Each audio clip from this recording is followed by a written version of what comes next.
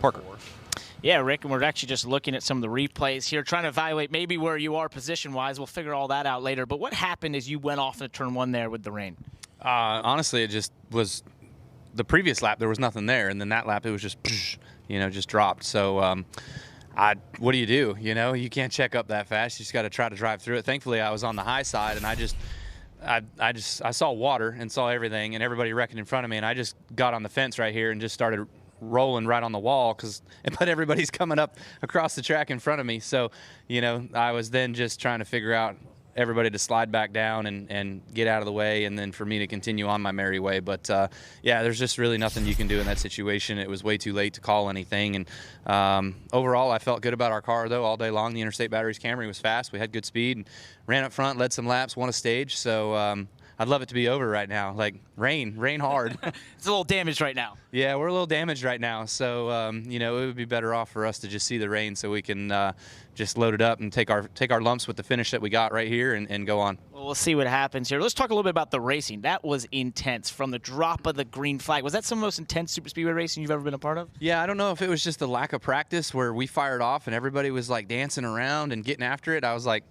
why are we doing this right now on lap 2, lap 3? And so I rolled out and I went to the back and I'm getting my footing and everything right and just kind of watching everything progress. And then I made my way back up towards the front, and we were able to collect some good stage points today, which was good. So did have a fast car, had some lucky breaks, saw some holes, made some gaps that filled some gaps that opened up in order to make sure we got through some positions. And so again, just a good effort today, and would love to, I don't know, I think I said it already, but would love to see this one over.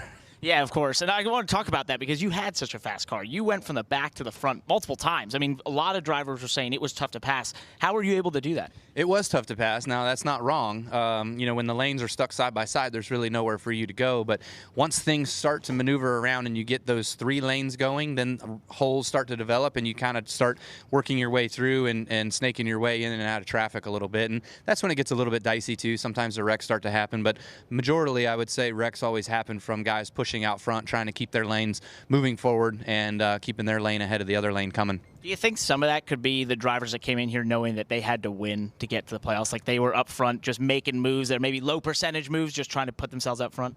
Yeah, definitely. We knew going in, right? This is the perfect race at the perfect time on the schedule for the unknowns and for just the opportunities for others that are on the outside looking in. And so I think we're kind of seeing that right now, obviously, with the 3 at the top of the pylon. And then, some unfortunate circumstances for some other guys, obviously, that might transpire here with and if the race is over. And let's talk a little bit, just looking ahead for this 18 team in terms of the playoffs now coming up. You guys are in that.